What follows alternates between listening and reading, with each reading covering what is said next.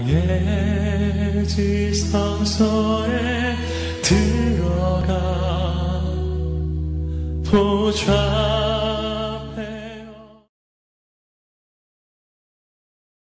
귀한 찬양 감사를 드립니다.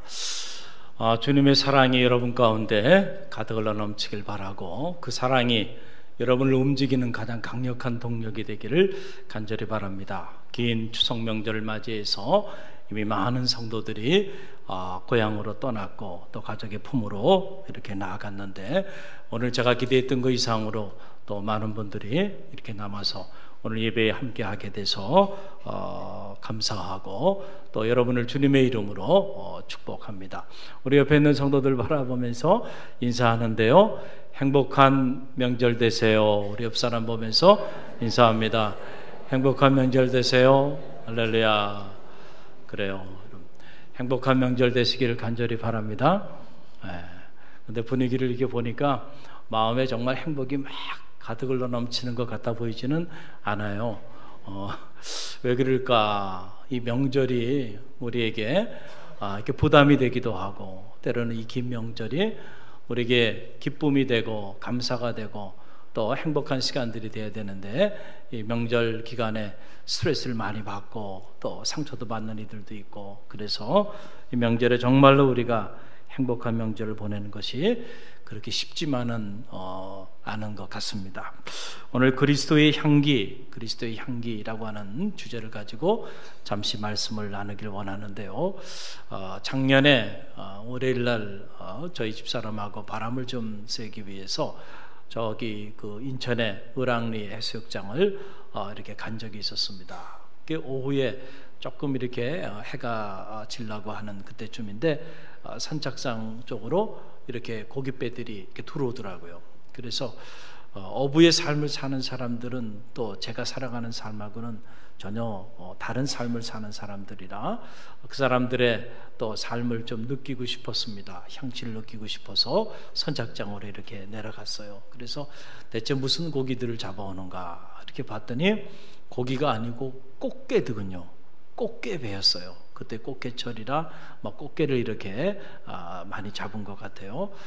그런데 보니까 꽃게를 잡는 과정에서 이렇게 조금 꽃게 다리가 손상이 된 이런 꽃게들이 있었던 것 같아요. 그런 꽃게들을 따로 이렇게 모아놨더라고요. 그러더니 저희가 구경을 이렇게 하고 있으니까 부르더라고요. 갔더니 이게 지금 우리 당신들이 다 잡아온 건데 조금 이렇게 다리나 이런 부분에 손상이 있어서 팔 수는 없고 가게에 그래서 주겠다는 거예요.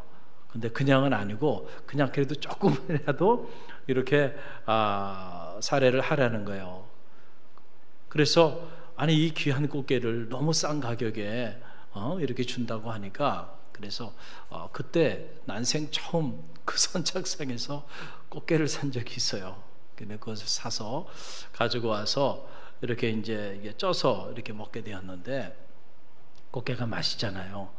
그리고 바로 바다에서 잡아온 거라 보니까 정말 신선하더라고요. 그 신선도를 알 수 있는 거는 색깔을 보면 알아요.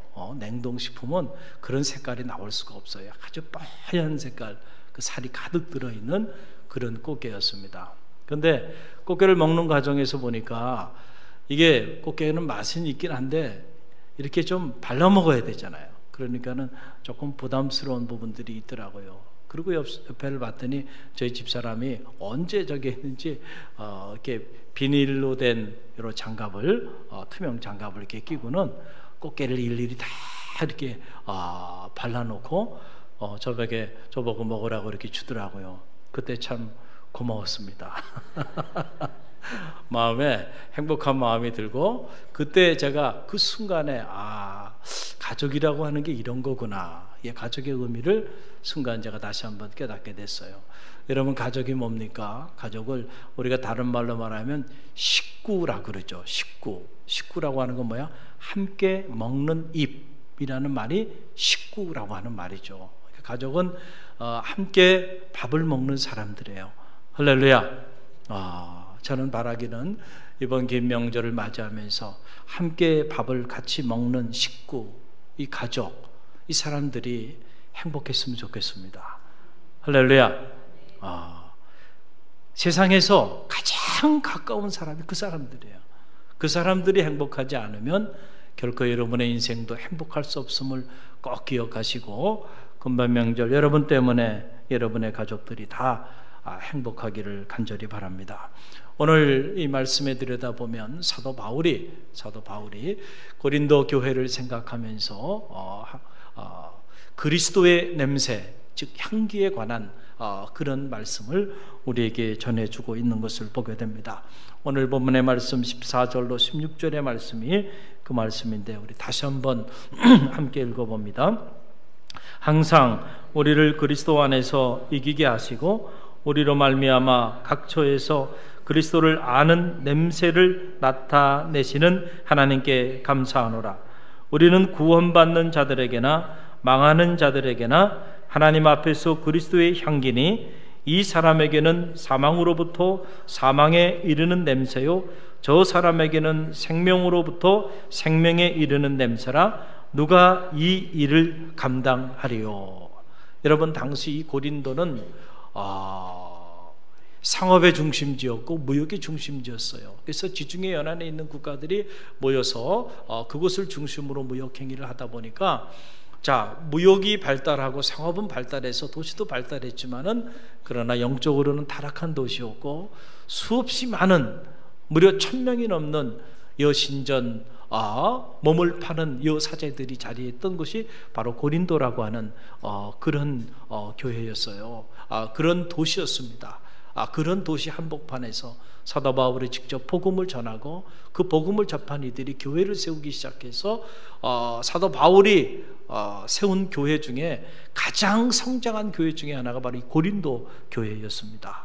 이 고린도 교우들이 이런 급작스러운 성장을 하는 과정 속에서 성장이 너무 빠르니까 성숙하지 못한 상태에서 성장하게 돼서 고린도 교회 교우들이 그리스도인이 됐지만은 그리스도인의 모습을 나타내지 못하고, 가정에서나 또는 개인의 삶의 자리에서나 또는 교회 공동체 안에서 많은 분열과 갈등을 겪게 되었습니다. 그 사도 바울이 그것이 너무너무 염려가 돼서 고린도 전서를 통해서 사도 바울이 그 고린도 교회 교우들에게 어떤 삶을 그리스도인이 살아야 하는지 설명을 하게 되고, 처음에는 고린도 교우들이 그 말을 듣지 않아요.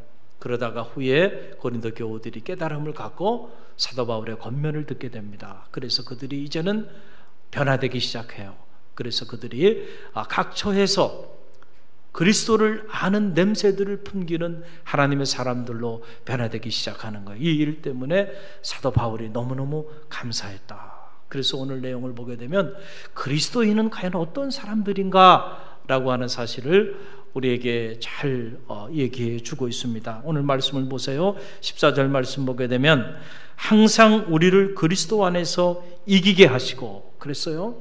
우리 그리스도인들은 어떤 사람들이냐면 항상 언제나 예수 그리스도 안에서 승리하는 삶을 사는 사람들입니다. 할렐루야. 저는 바라기는 여러분이 이런 사람들이 되시길 바랍니다. 또 그리스도인들은 어떤 사람들이냐? 우리로 말미암아, 다시 말하면 그리스도인들로 말미암아 각 처에서 그리스도를 아는 냄새를 나타내는 사람들. 그 사람들이 누구예요? 그리스도인들이에요. 우리는 냄새가 있는 사람들이에요. 그 냄새를 오늘 성경은 그리스도의 향기다 이렇게 말해요. 악취가 아니라는 거예요. 향기가 나는 사람들, 그 사람들이 누구냐? 그리스도인들이고, 그 그리스도인들이 각처로 흩어지면 그 그리스도인들 때문에 각처에 그 그리스도의 향기가 가득 흘러 넘치게 된다라고 하는 그런 말씀입니다.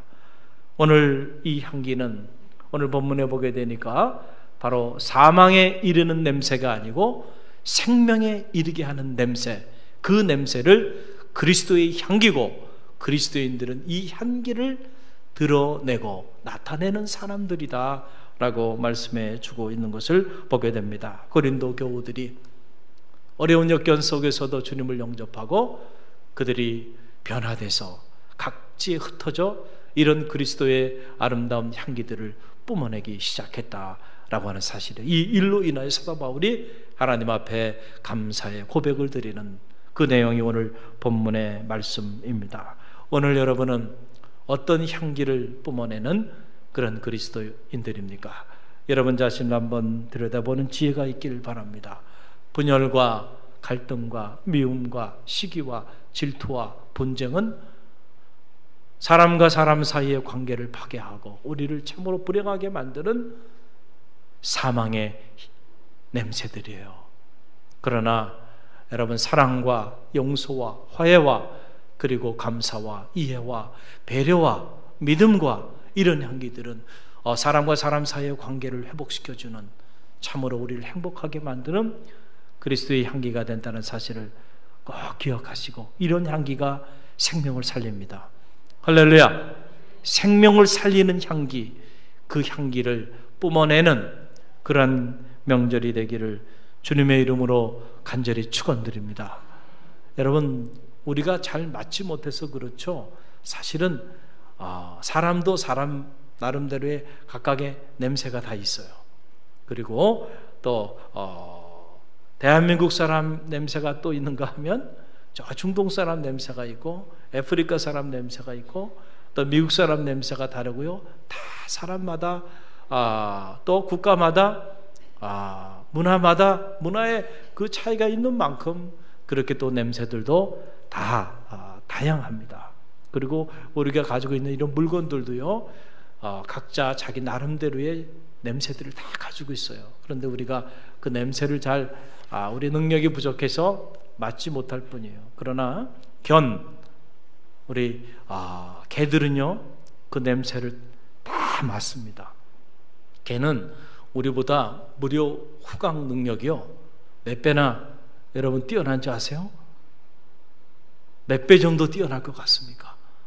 후각 능력이. 저도 이 사실을 보고 깜짝 놀랐어요. 1억 배 뛰어나요. 1억 배. 100배 정도가 아니고요, 1000배 정도가 아니고 1억 배 뛰어나대요. 개들의 이 후각 능력이라는 것은 대단한 거예요.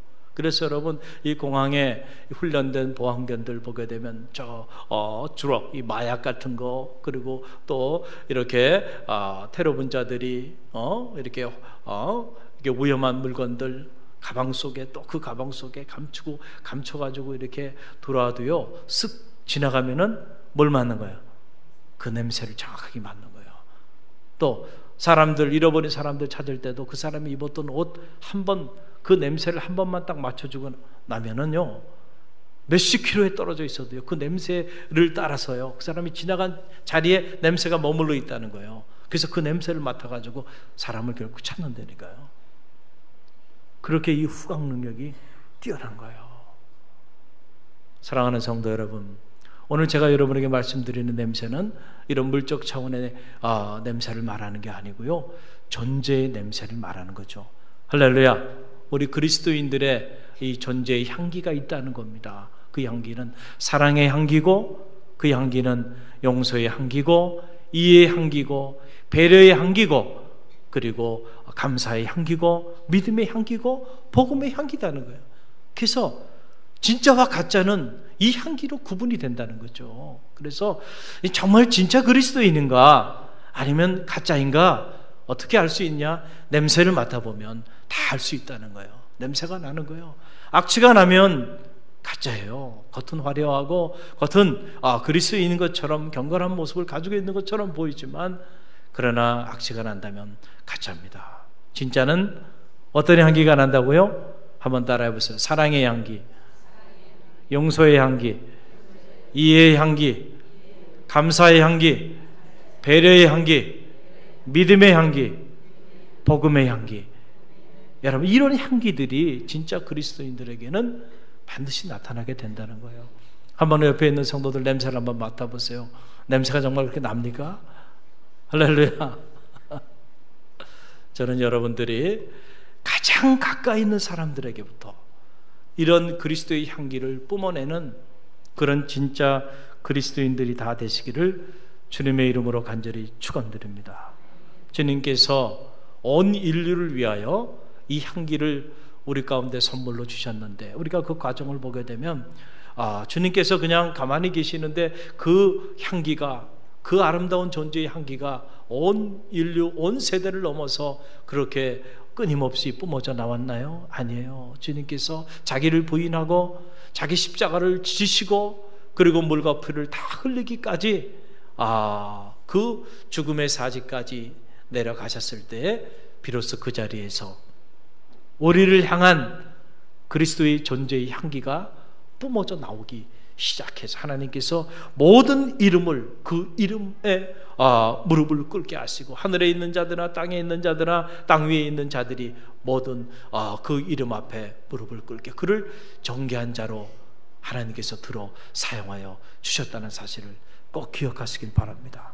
그런 의미에서 여러분, 내가 죽어야 나의 삶의 자리 속에서 뭐가 나와요? 존재의 향기, 그리스도의 향기가 나오는 거예요. 우리도 주님처럼 우리가 죽어야 돼요. 우리의 자아가 죽어야 되고 우리의 욕망이 죽어야 되고 우리의 이 왜곡된 고집이 죽어야 돼요. 그게 죽을 때 그 자리에서 우리도 주님처럼 주님의 그리스도의 아름다운 향기들을 뿜어내는 그런 역사가 나타나는 거예요. 그러면서 여러분의 가정이 정말로 행복한 가정이 되고 금번 명절 이 긴 연휴 기간이 행복한 시간이 되기 위해서는 누가 죽어야 할까요? 여러분 앞에 있는 사람이 죽어야 되고 여러분 빼고 나머지 사람들이 다 죽어야 된다고 아직도 그렇게 생각하고 있다고 한다면 여러분 생각을 바꾸시기 바랍니다. 여러분이 죽으면 돼요. 여러분 한 분이면 충분합니다. 제가 한 번은 저도 이렇게 눈이 이렇게 시각은 제가 평범한 사람들보다는 많이 안 좋아요. 그래서 안경이 도수가 높은데 그때 후각 능력은 뛰어납니다. 재보진 않았지만 한 5배 정도는 뛰어나지 않을까 이런 생각을 제가 해보는데 그래서 이렇게 조금 페인트 칠하거나 이런 공간에 가면은요 그 냄새를 너무 민감하게 맡기 때문에 저는 오래 머물질 못해요. 근데 일반 사람들은 그냥 냄새가 나는 것 정도를 그냥 느낄 뿐 아무런 문제가 안 돼요. 그러나 저는 그것이 주는 고통지수가 훨씬 높아요. 왜냐하면 너무 민감하게 그 냄새를 맡을 수 있기 때문에 그래요. 그래서 제 몸에도 좋은 냄새가 났으면 좋겠다 이런 생각을 해서 제가 향수 하나를 이렇게 정해서 사람들을 만날 때 이렇게 사용을 하곤 합니다. 왜냐하면 사람들이 이렇게 만나고 지나가다 보면 냄새들이 나요, 안 나요? 여러분들은 역시 저보다는 후각 능력이 이렇게 뛰어나지는 않으시나 보군요. 저는 이렇게 지나가면 냄새가 다 납니다. 다 나요.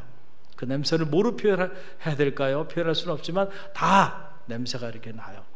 그렇기 때문에 제 안에도 그런 냄새가 좋은 냄새가 나기를 바라는 마음으로 이렇게 향수를 쓰는데 한 번은 이 향수를 가지고 여행을 갔어요. 그래서 집사람하고 이렇게 여행을 가는데 그 여행 캐리어 가방 안에다가 향수를 넣어가지고 가져갔어요.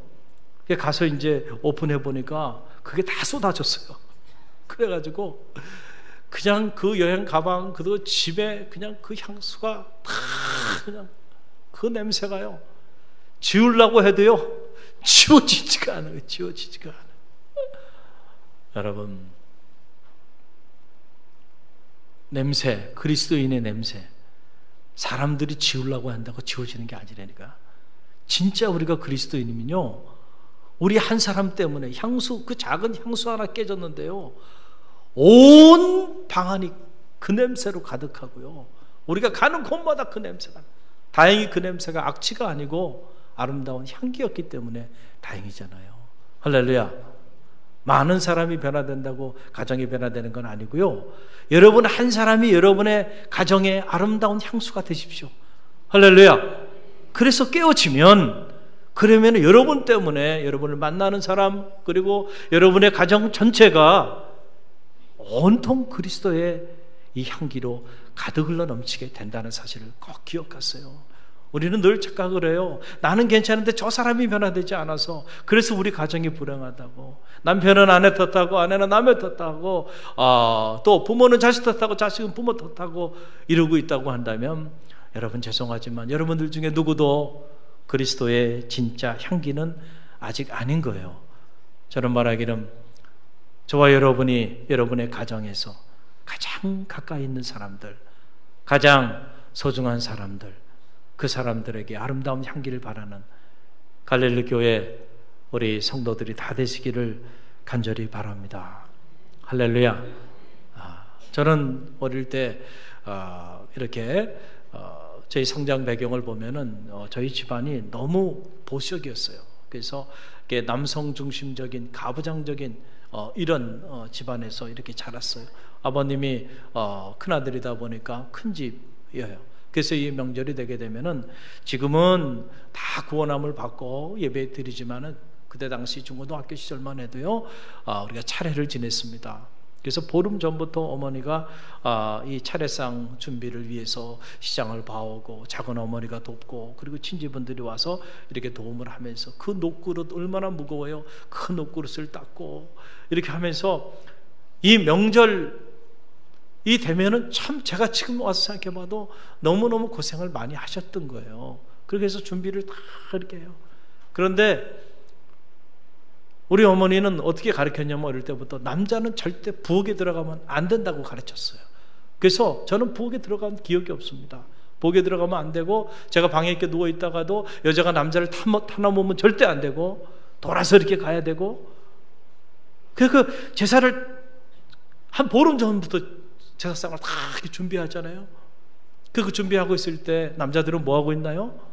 방에서 담소를 나누거나 편하게 TV를 보거나 교제하고 있어요. 그러다가 뭐가 와요?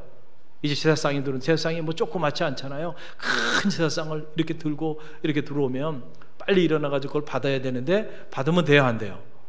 안 돼. 그게 무슨 법인지 모르지만 하여간 그런 법이에요. 그래가지고는 다 제사상 다 이렇게 차려놓잖아요. 그러면 그때는 또 제사를 막상 드릴 때는, 그러면 그렇게 보름 전부터 수고한 사람들이 같이 드려야 되잖아요. 같이 드립니까? 아니에요. 여성은 나가야 됩니다. 그리고 누구만 남아요? 남자들만 다 남아요. 그리고 딱 이렇게 3열 횡대로 섰어요. 그래가지고 맨 앞에서부터 서열대로 이렇게 서는 거예요. 서열대로 그렇게 절도 하고요. 그러니 여러분 얼마나 보수적이야. 그런 가정에서 제가 이렇게 자랐어요. 그러다가 하나님의 은혜 가운데 저희 집사람을 알게 됐어요. 그래서 결혼을 약속하고 저희 장인 장모님 댁에 인사를 갔습니다. 그랬더니 맛있는 음식을 차려주시더라고요. 그래서 맛있게 음식을 먹었는데, 식사가 다 끝나자마자 갑자기 우리 장인어른이 상을 붙잡더니 일어나시는 거예요. 자, 이제는 설거지는 남자들이 하지. 그러는 거예요. 제가 충격을 받았습니다. 이게 뭔가 잘못된 길로 가고 있구나, 이런 생각을 하고, 장인어른이 일어나가지고 뭐 설거지를 하고 막 이러는데 이제 가만히 있을 수가 있어야죠. 저도 흉내를 내면서 같이 하면서 머리에 진짜 요즘 말로 말하면 멘붕이 온 거예요. 야, 이게 어떻게 이런 집안이 있나, 이런 생각을 하기 시작했어요. 자, 그렇게 시작했으니 신혼생활이 어떻겠을까요? 너무너무 힘들었어요. 너무너무 힘들었어요. 아내가 생각하는 남편상하고 또 제가 생각하는 아내상에 이 문화적 충격이라는 게 너무너무 큰 거예요, 두 사이가. 그래가지고 제가 갈등을 많이 겪었던 그런 기억이 나요. 그게 결혼하자마자 바로 유학을 갔는데, 그 해에 저 LA에 있는 LA 중앙감리교회에 제가 전도사로 이렇게 사역을 하고 있을 때 일입니다. 그때만 해도 정신이 없었을 때인데, 교회가 어떤 교회냐면 이 정도 규모는 이 정도 규모가 됩니다. 이 정도 규모가 될 거예요. 그 정도로 큰 집이에요. 그 큰 집을 이렇게 개조를 해가지고 2층에는 교회학교 아이들 모임도 갖고 식사할 수 있는 공간이 있고, 아래는 이렇게 이제 예배를 드릴 수 있는 그런 공간인데, 여기 왼편으로 해가지고 이렇게 그 층계가 있어서 층계로 올라갈 수가 있는데, 예배를 드리는데 그때 우리 아이가 얼마 안 됐을 때, 이게 아주 어릴 때 이야기인데, 겨우 이렇게 아이가 이렇게 걸음마를 할 수 있는 그런 아마 단계였는데, 그만 큰 아이가 2층에서 굴렀어요.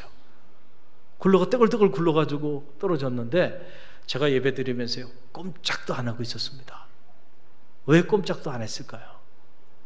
그때만 해도 저는 무슨 생각을 했냐면은, 목회자가 교회에서 성도들이 있는데 자기 가정을 챙긴다고 하는 것은 나쁜 일이라고 생각했어요. 그래서 교인들 보는 앞에서 아내나 아이들에게 이렇게 눈짓을 주거나 아이들을 챙기거나 이런 일들은 그 성직자가 할 일이 아니라고 생각했어요. 여러분, 얼마나 끔찍한 생각이에요. 제가 그런 생각을 가지고 그것이 정말 하나님께 영광이 되는 일이라고 생각한 거예요. 그래서 사역, 그러면 사역은 뭐만 사역이냐면 교회 일만 사역이에요. 그리고 나머지 일은 사역이 아니에요. 가정을 돌보는 일, 자녀들을 돌보는 일, 이런 것들은 사역이 아니고 그거는 안 사람이 하는 일이고, 나는 오직 바깥 일, 즉 교회 일과 뭐예요? 그때 당시 공부를 했으니까 공부하는 일만 하면 되는 거예요. 그런 생각을 가지고 제가 살았습니다. 그게 훌륭한 목회자라고 제 자신이 그런 생각들을 하게 됐어요. 그런데 제가 목회를 하면서, 이민 목회를 하고 또 지금까지 목회를 해오면서, 그리고 유학 생활을 하면서 이게 얼마나 끔찍할 정도로 잘못된 생각이었는가를 제가 깨닫게 되었습니다. 신학적으로는 많은 그런 분야의 공부들을 하게 되었는데, 그 중에 여성신학을 공부하면서 제가 하나님 앞에 참여한 것 중에 하나가, 남자와 여자가 남자가 될 수 있나요? 남자가 여자 될 수 있나요? 하나님께서 그렇게 우리의 존재를 만들어 주신 것인데, 어떻게 보면 성차별을 한다고 하는 거, 인종차별 이상으로 이것이 잘못된 일이고 끔찍한 일이라는 사실을 공부하면서 깨닫게 됐어요. 그런데 그 잘못된 행위를 내가 우리 가정 안에서부터 하고 있다는 사실을 알게 됐어요. 그러면서 그러면서 무슨 네가 성직자고 네가 무슨 신학자고 꿈도 꾸지 말라는 거죠. 우리도 모르는 사이에 이런 가부장적인 남성 중심적인 이런 사회 구조와 문화와 간섭 속에 오랫동안 살아오다 보니까 우리도 몰랐는데, 나도 몰랐는데 그것이 누군가에게는 상처가 되고 누군가에게는 큰 고통이 되고 아픔이 되고 있다는 사실을 알지 못하고, 그리고 당장 차별받는 인종차별에 대해서만 목소리를 높이고 정작 본인이 성차별자, 남성 중심적인 여성을 차별하고 있는 그런 삶을 살아가고 있는 사실을 알지 못했던 거죠. 그리고 1.5세, 2세들 사역을, 제가 청소년, 청년 사역들을 쭉 하면서 청소년, 청년들을 상담하고 이런 일들을 오래 했는데, 하다 보니까 너무 많은 가정들이 자녀들 문제로 무너져 내리는 걸 보면서 가정의 소중함을 깨닫게 된 거예요. 여러분, 문제의 자녀들 배후에는 언제나 문제의 가정이 있고 문제의 부모들이 있다는 사실을 꼭 기억하시길 바랍니다. 그 자녀가 괜히 삐뚤어지겠어요? 건강하고 행복한 가정에서 자란 아이가 삐뚤어지라고 해도요, 삐뚤어지지 않아요. 극단적으로 가라 그래도 극단적으로 가지 않습니다. 그러나 어릴 때부터 결혼 과정에서 또는 부부가 늘 싸우는 모습을 보면서, 여러분 생각해 보세요. 자녀 입장에서는, 우리 입장에서는 아내고 남편이지만 자녀 입장에서는 세상에서 가장 사랑하는 대상이 누구예요? 부모잖아요. 우리 엄마, 우리 아빠 너무너무 사랑하는 대상이에요. 그런데 그 너무너무 세상에서 가장 사랑하는 두 대상이 서로 폭언을 하고 폭행을 하면서 막 싸운다고 생각하면, 그것을 가정에서 자녀들이 지켜보고 있다고 생각해 보세요. 그들이 받는 그 마음의 상처와 고통이라는 것은 상상할 수가 없는 거예요. 그러니까 여러분, 가정 안에서 아내에게 폭언하거나 함부로 하면 안 돼요. 할렐루야. 여러분, 이게 얼마나 무서운 일인지를, 그러면서도 우리 어떤 자녀를 사랑한다고 생각하고 가정을 사랑한다고 생각하는데, 정말 가정을 사랑하고 정말 가정을 케어한다면요, 자녀들 앞에서는, 부부싸움을 자녀들 앞에서 목소리 외치면서 하면 안 되는데 우리가 그냥 한단 말이에요. 그렇게 한단 말이에요. 이게 얼마나 안타까운 일입니까? 여러분, 이런 일들. 그리고 아빠의 폭언 때문에 딸이 상처를 받아서 말이죠, 가출을 하고 이런 일들이 막 일어나는 거예요. 그런데 부모는 그것의 심각성을 알지 못하고, 나는 한 대도 때리지 않았다는 거예요. 차라리 때리는 게 나아요. 이 한마디의 말이 비수처럼 꽂혀서 말이죠, 아물지 않고 피를 흘리면서 고통 가운데 어린 자녀들이 아픔 가운데 있을 수 있다는 사실이죠. 자, 가정이 이렇게 부부간의 관계가 파괴되고 부모 자식 간의 관계들이 파괴되면서 가정이 무너지는 일들을 보면서 이 가정사역이 중요하다, 이걸 깨닫게 됐어요. 또 보면 여러분들이 생각하기에 목회자들의 가정은 다 건강하고 거룩하고 언제나 행복하다고 생각할 수 있을 거예요. 일반적으로 봤을 때 목사님의 가정이니까. 그러나 여러분, 목사님의 가정들이 더 많은 공격을 받고 있다는 사실을 꼭 기억하십시오. 왜냐하면 영적 전쟁이기 때문에 그래요. 특별히 담임 목사의 가정, 가장 많은 공격을 받는 거예요. 그래서 왜냐하면 담임 목사의 자녀거나 담임 목사의 가정이 무너지거나 파괴되면 교회 전체의 위기가 오기 때문에, 그래서 사탄이 치열하게 공격을 하는 거예요. 저 이민 목회할 때에 정말 주변에 있는 많은 사람들에게 흠모의 대상이 됐던, 목회도 참 건강하게 영향력 있게 목회하는 어느 목사님이셨어요. 그런데 어느 날 그 목사님의 아들이 마약에 빠져가지고 문제가 된 거예요. 그러니까 이 목사님이 그 아들 때문에 힘들어하다가 결국은 사역을 내려놓더라고요. 그걸 보면서 제가 충격을 받은 거예요. 그렇구나. 목회자가 자기 가정을 잘 다스리지 못하고 자기 가정을 행복한 가정으로 세우지 못하면 결국은 목회도 실패하고 다 내려놓게 되고 교회도 어려움에 빠질 수 있다라는 사실을 알게 된 거예요. 그러니까 이런 경험들을 제가 하면서, 또 한국에 와서 보니까 어느 목사님 가정은 딸이 신천지에 빠졌어요. 담임 목사님 딸이 신천지에 빠져가지고 있으니 담임 목사님이 목회를 할 수 있겠어요? 결국은 교회를 사임하고 떠나는 모습을 보면서, 영적으로 보나 육적으로 보나 담임 목사의 가정은 여러분 많은 공격들을 받고 있는데, 그 공격에서 어떻게 해요? 이겨야 돼. 할렐루야.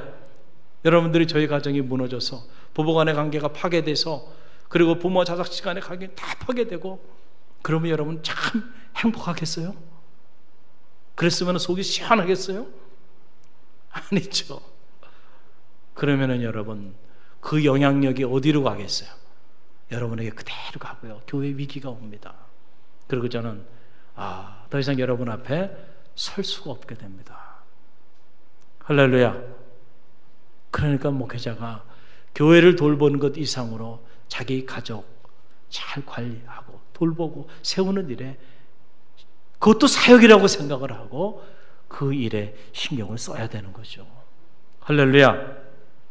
만약에 저는 가끔 그런 생각을 해요. 제가 신혼 초처럼 아직도 변화되지 않고 그런 생각을 가지고 그렇게 아내를 대하고 그렇게 자녀들을 대하며 그렇게 교회 일만, 그리고 바깥일이라는 게 성직자로 살면서 교회 일이겠죠. 그 일에만 제가 올인하고 만약에 살아왔다 그러면요, 벌써 우리 가정은 다 파괴됐을 거예요. 그리고 우리 두 딸은 아빠를 미워하고 증오했을 거예요. 그리고 제가 섬기는 교회와 그리고 제가 섬기고 있는 하나님에 대하여 아마 저주하면서 등을 다 돌리고 말았을 거예요. 자, 그러면 저는 어떤 목회자로 하나님과 성도들 앞에 서게 될까요? 실패한 목회자고, 불행한 목회자고, 그리고 하나님 앞에 고개를 들 수 없는 부끄러운 목회자가 되고 마는 거 아닌가요? 할렐루야. 그런데 그렇지 않아서 감사한 거야. 어떻게 보면 개가 전선한 거야. 너무 많이 바뀐 거예요. 제가 변화된 게 여러분의 상처가 됩니까? 가정의 소중함을 알게 되고요, 하나님이 나에게 주신 아내의 소중함을 알게 되고요, 그리고 자녀들 하나님이 내게 주신 기업에 그리스도의 향기라는 것은 내가 목회자이기 이전에 가정 안에서 한 아내의 남편으로, 또 자녀들의 아버지로, 한 사람의 그리스도인으로 그 향기를 가장 가까이 있는 이 가정 안에서부터 내가 그 향기를 뿜어내야죠. 할렐루야. 자기 가정도 다스리지 못하면서 여러분은 어떻게 하나님의 교회를 다스리고 하나님의 교회를 섬기고 나갈 수 있겠나요? 여러분, 이런 일들이, 그래서 옛말에도 수신제가 지국평천하라, 자기 몸을 다스리고 자기 가정을 잘 다스리고 그리고 지국평천하, 나라를 다스리는 일들을 해야 한다라고 하는 얘기를 한 거죠. 감사하게도 제가 변화됐기 때문에, 주님 안에서 변화됐기 때문에 깨달음을 갖고 참여하는 마음으로 제 삶이 변화됐기 때문에 이만큼 행복한 가정을 영위하고 있는 거예요. 고마워요. 아이들이 다 컸는데도 늘 이 인터넷을 통해서 저희 설교를 가지고 설교 동영상을 보면서 늘 큐티를 하고 있고, 그리고 바쁠 때는 저한테 연락을 해요. 아빠, 내 상황이 지금 이런데 다 볼 수는 없고 나에게 맞는 설교 동영상, 아빠가 한 설교 동영상 중에 어떤 걸 좀 들었으면 좋은지 물어봐요. 그럼 제가 골라서 이거를 시간 낼 때 좀 들어봐라, 이렇게 말씀을 알아줘요. 그리고 자녀들이 가끔 엄마 아빠가 우리 엄마 아빠라 너무너무 감사하고 행복하다는 그런 말을 할 때 제가 가정사역을 실패하진 않았구나, 아직까지는 성공하고 있구나, 이런 생각을 갖게 됩니다. 제가 여러분 앞에 자랑하기 위해서 이 말을 드리는 게 아니고요, 여러분들의 가정, 여러분의 가족들도 주님 안에서 행복해지기를 바라는 마음으로 간증 아닌 간증을 여러분에게 말씀을 드리는 거예요. 내가 죽어야 가정이 산다니까요. 사람들이 생각해요. 가정이 중요하다고 생각하는데 실제적으로는 가정을 소홀히 여기며 산다니까요. 사업 때문에, 직장 때문에 이런저런 일들에 대해서는 여러분들이 정신없이 동분서주하며 살는데, 정작 내 아들이, 내 딸이, 그리고 내 아내가 가정을 돌보는 그 시간에 대해서는 너무나도 인색하고, 거기에 대해 우리가 너무나도 소홀하게 생각하다가 어느 날 갑자기 자녀가 문제가 생기고 가정에 문제가 생겼을 때, 그때 그 자녀 때문에 모든 것을 다 내려놓고 그 자녀를 찾아서 동분서주하면서 나가는 사람들, 시간이 없는 게 아니죠. 시간이 있었어요. 그런데 그 시간을 거기 쓰지 않는 거예요. 소중한 것은요, 잘 가꿔야 합니다. 할렐루야. 소중한 만큼 잘 가꿔야 그것이 빛이 난다는 사실을 꼭 기억하시길 바랍니다. 여러분의 가정이, 여러분의 식구가, 여러분의 가족이 소중한 만큼 여러분들이 그만큼 정성을, 그만큼 사랑을, 그만큼 여러분들이 그 가정의 행복을 위해서 자기를 죽이고 섬기며 나가는 우리 갈릴리교회 성도들이 되시기를 간절히 바랍니다. 그 행복한 가정이 행복한 교회를 만들어가요. 할렐루야. 내 가정은 내가 지킨다. 그리고 내 가정 안에 나로 인하여 그리스도의 향기가 가득 흘러 넘치기를 결단하는 그런 명절이 되길 바랍니다. 이런 의미에서 우리 갈릴리 교회는 이 긴 명절 기간에 교회 문을 완전히 닫아버립니다. 그래서 우리 부교육자들도 한 사람도 남지 않고 다 가족의 품으로 보냅니다. 성직자들도 누군가의 아들이고 누군가의 또 사위 아닙니까? 그들이 가서 가정을 섬겨야 돼요. 우리 크리스찬들이 각자가 자기 가정만 책임진다고 한다면 저는 한국 교회는 건강하리라고 보고 한국 사회도 건강하리라고 봅니다. 많은 경우 우리가 그리스도인임에도 불구하고 우리 가정을 지키지 못하고, 우리 그리스도인임에도 불구하고 우리가 교회 안에서 가장 가까이 있는 가족들에게 그리스도의 향기를 바라지 못하고 있기 때문에 이런저런 어려움들이 우리 안에 자리한다고 저는 생각합니다. 교회 다니는 사람이 왜 그래? 교회 집사라며, 권사라며, 교회 장로라며, 그런데 왜 저래? 여러분 명절에 모여서 이런 소리를 듣는다면 여러분 그건 갈릴리 교회도 덕이 안 되고 하나님께도 영광이 안 됨을 꼭 기억하시길 바랍니다. 그래서 이 기간에는 교회 때문에 여러분들이 시간이 없어서 절대 그런 생각도 하지 마시고요, 교회 오지도 마시고 가족들의 품으로 가시기를 바랍니다. 가족을 섬기세요. 그래서 역시 교회 다니기 다르네, 집사람이 다르네, 권사람이 다르네, 장로는 역시 다르구나. 그래서 여러분 때문에 혹시라도 상처받는 가족들이 있다면 그 상처가 회복되길 바랍니다. 믿지 않은 가족들이 있다고 한다면 그들이 여러분을 지켜보고 있다는 사실을 꼭 기억하고 여러분 때문에 그들이 주님을 만나는 축복이 있기를 간절히 바랍니다. 그래서 이 김명절은 여러분의 가족의 가정 사역자로, 선교사로 파송합니다. 기도로 준비하시고 그리스도의 아름다운 향기를 마음껏 뿜어내요. 여러분의 가정을 정말 행복하고 복된 구원받은 가정으로 만들어가는 그런 시간들이 되기를 주님의 이름으로 간절히 축원드립니다.